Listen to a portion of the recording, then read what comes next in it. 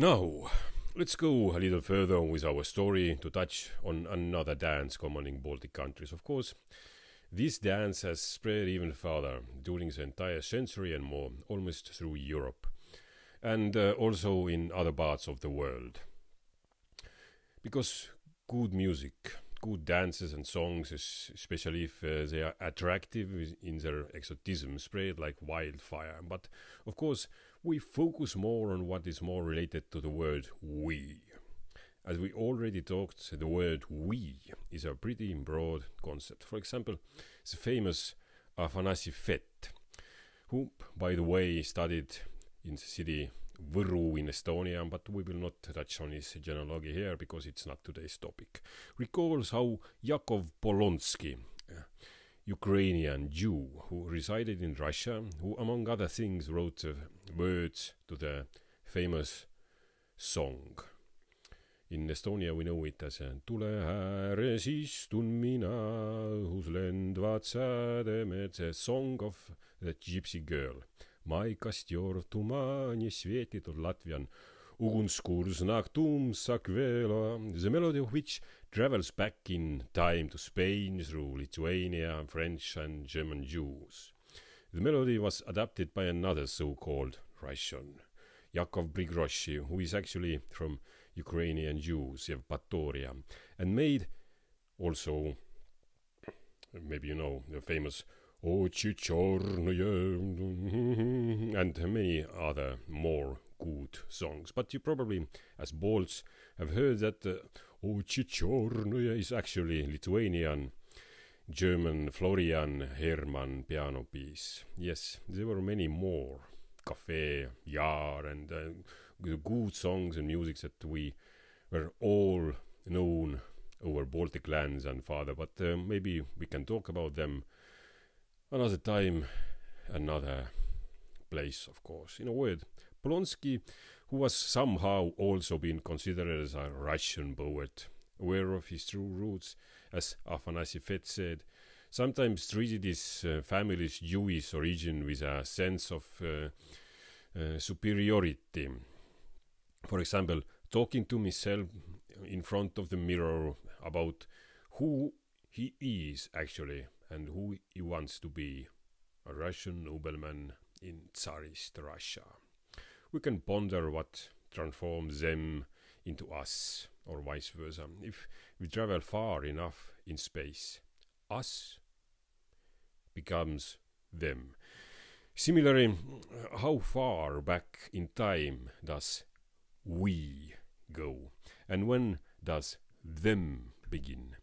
The roots of the past shape our identity. For example, Alexander Saarman's grandfather, born around 1880 to 1890, moved between Moscow and Livonia.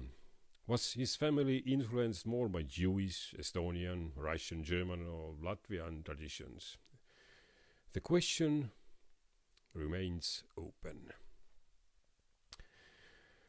Yes, these aspects can be considered in the context of newer folk dances and music, where the mythological concept of our true folk music blurs over time and space.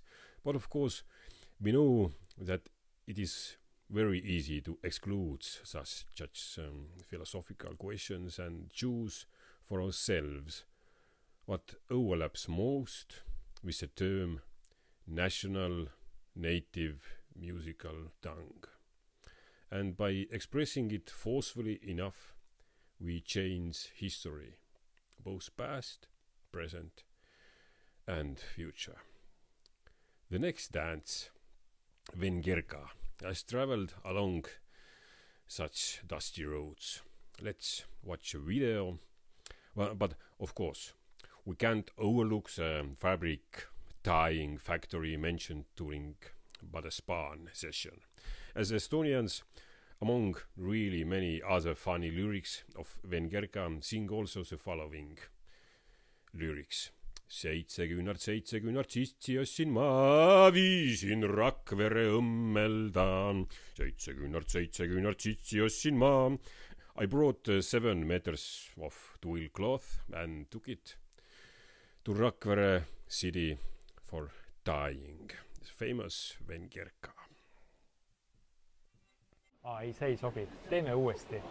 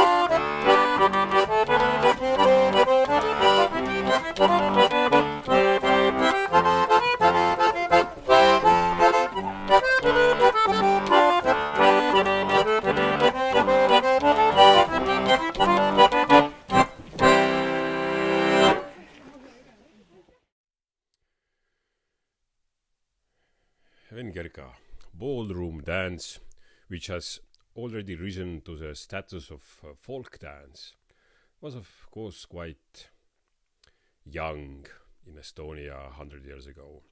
As the name suggests, it's a so-called Hungarian dance.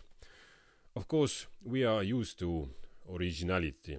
If there is one Hungarian dance, let it be one and only one Hungarian dance. But Vengerkas with different dance steps and melodies are at last dozens all over the world, if not more.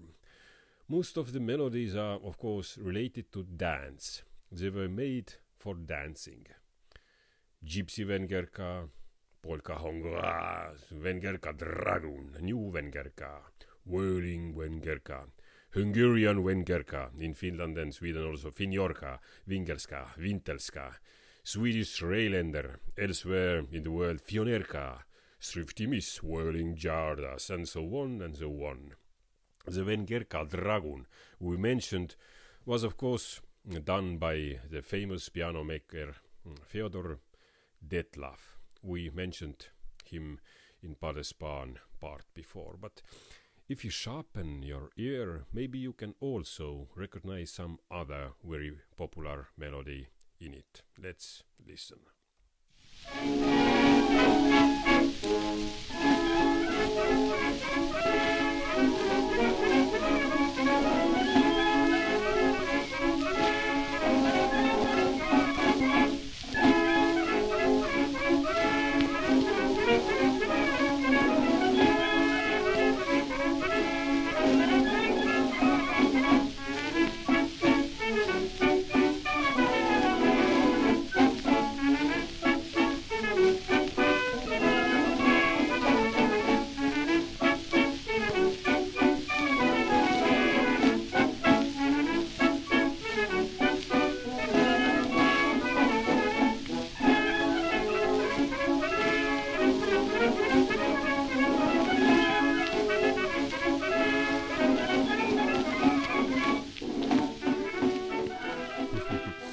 Yes, and Estonians became common with Hungarian dance at the end of 19th century, as noted, just passing by only with a word of dance by a Baltic German linguist Christoph Friedrich Karl von Mickwitz. A few years later, Wilhelm Friedrich Kriegmeier, a Riga's dance teacher staying in Pärnu, who promises to conduct a corresponding dance lesson on Kuninga Street 20, introduces the fashion grace. Kriegmeier left an indelible impression on his students, also to Wilhelm Ostwald. An only and one Nobel laureate from Baltic countries. Ostwald remembers Kriegmeier as a guy who at first seemed a rather pointless guy, whose teaching only later, also with some reservations, arrived in his sense. Ostwald writes: "The dance lesson, which at first I endured only with a great protest, soon became more interesting, because the teacher went about his business very scientifically and clearly showed us the different position of limbs of the body and then choreography on the big stage. At first, there was no sign of the dreaded girls, who we were so afraid of, because they had to, like boys also, to independently go through initial stages of the limb control before we were allowed near each other." Unfortunately, it is not exactly known to which music these Hungarian ballroom dances were danced at the end and in the middle of the 19th century. And the origin of their various choreographic arrangements is also unclear. Here and there, the new fashion dance is mainly introduced by Germans, but in Finland, for example, in 1887 in Tampere, Elise Litson. But in 1869, a ballroom dance was introduced in St. Petersburg by a man who had also taught dances in Poland and who calls himself de Colligniard, and also publishes a collection of dances from different countries for self-learners. Among them, Vengerka. How to dance Vengerka? Small sample. The gentleman is at the left foot and the ladies at the right. The gentleman makes a small jump on the right foot without separating it from the floor. At the same time, he has to throw his left leg into second position and then rest. The toe is on the floor and the right foot must be moved to the left in the third position so that it's behind the left. After that, raise the left leg slightly and hit to the floor with whole leg. Well, try to learn from it. It's madness, tell you the truth. But these are just the same steps. But the melody? We have the most famous two different Vengerka tunes. Both of them are still delighting for our dances. The first of them is slightly older, Labadie Vengerka. It is named after the composer Hippolyte Labadie, after which probably the famous ballroom dance introduced by de Colligniard was also danced. Its melody is familiar to Estonia as the funny lyrics. Teised naised kusevad püsti, minu aga oma kükkakil. Other women pee while standing, but mine is squatting. In Latvia, the part of the tune is also redone by Alfred Winterson 1930s, known as Vengerka, but its inspiration were probably already from folk versions of the melody. But let's listen the original work.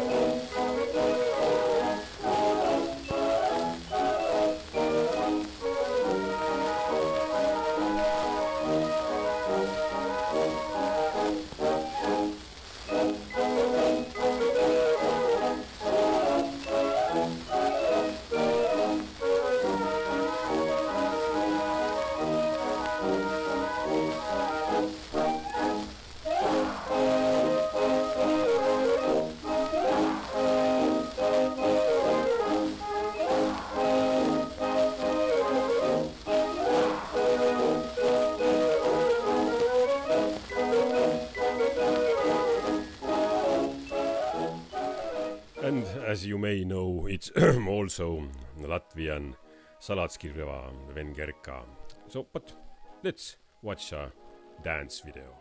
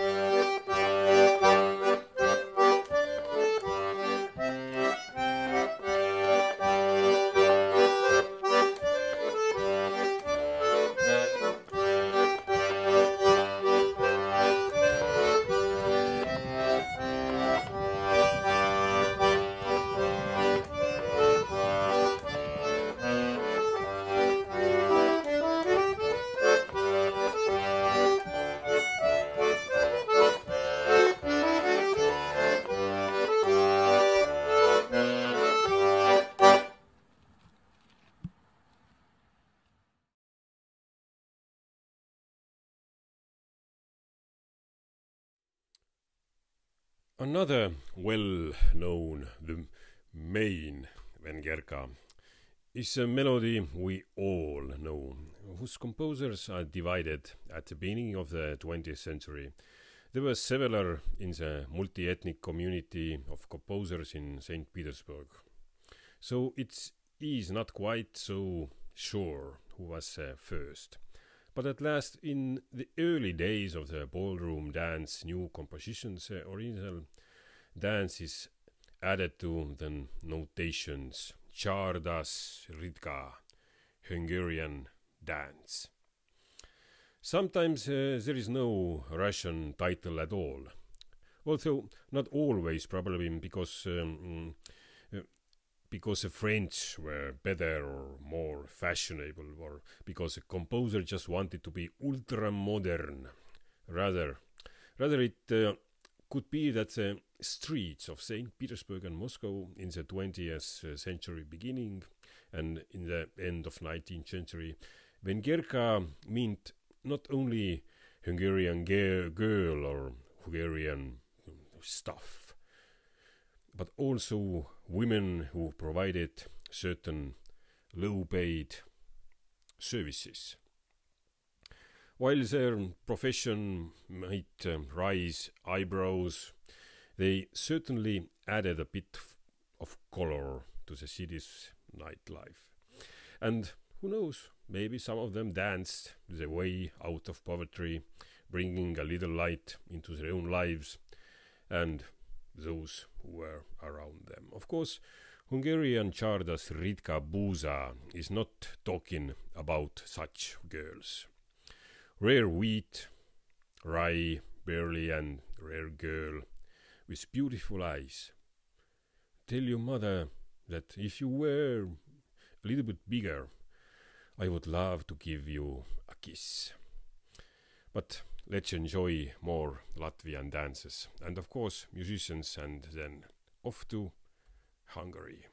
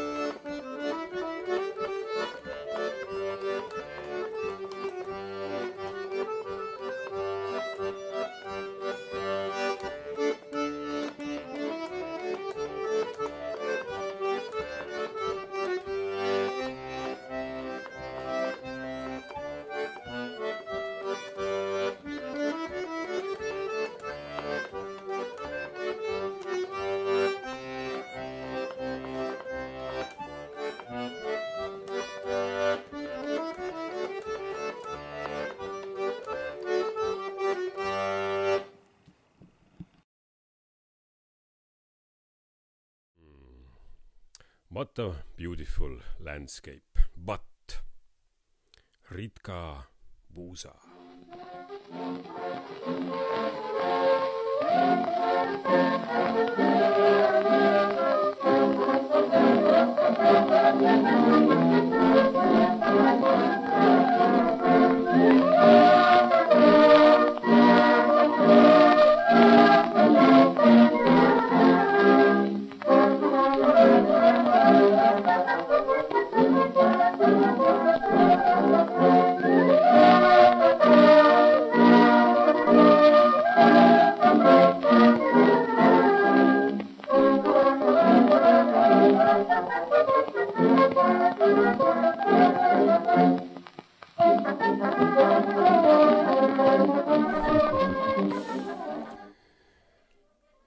The Hungarian Ritka Csárdas is already quite European and has also received the stamp of an unwanted repertoire in Hungary due to the Hungarians' own musical national mother tongue. The famous Zoltán Kodály, well, of course, you know who he was, writes in his phenomenal text at the beginning of 20th century that real Hungarian music and the dances must become regular pastime among his people, like in the good old days, that we must abandon all foreign and low foreign ballroom dances imported from elsewhere. Everyone must know that real Hungary has music other than pop songs like Ritka Puusa, Ritka Arpa. Although Kodály's desire was probably not to make Ritka extinct, this opinion certainly influenced the choices of musicians, dancers and folklore collectors from 1906 and onwards. Also now I have heard claims that Ritka Puusa is not Hungarian folk dance, melody and song. Whether this is true is another question. Perhaps it is and it's not at the same time. It depends on the context where we place the story in time and space. Melodies similar to Ritka Puusa have already been penned down in Hungary in the first half of 19th century. In the collection Ariákes Dalok, Arias and Songs, which was collected by Tuus István in 1832 to 1843. We already find a similar piece of music also in later collections, but of course they do not have a hint of wheat or barley in the title. These were probably musical motives that were suitable for many dances or pieces of music and only later developed into a more or less definite dance with more or less definite music, title and lyrics.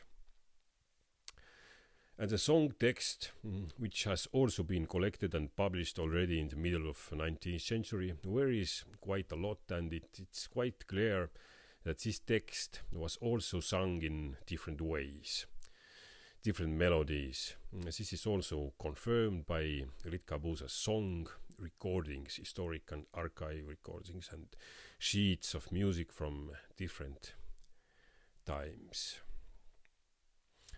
Hungarian lyrics and music and dance that were already established in the works of modern composers, theatrical plays and recorded musicians, all of this becomes the one and only real Ritka Puusa. And of course, it must be said that it was not European Vengerka, but rather a Hungarian dance. many branches of the one tree. But now we naturally return to the Baltics. By the way, it must be said that as during the beginning of Soviet occupation, the foxtrot was banned. Well, of course, not to mention the saxophone and the jazz of the decaying Western society was banned.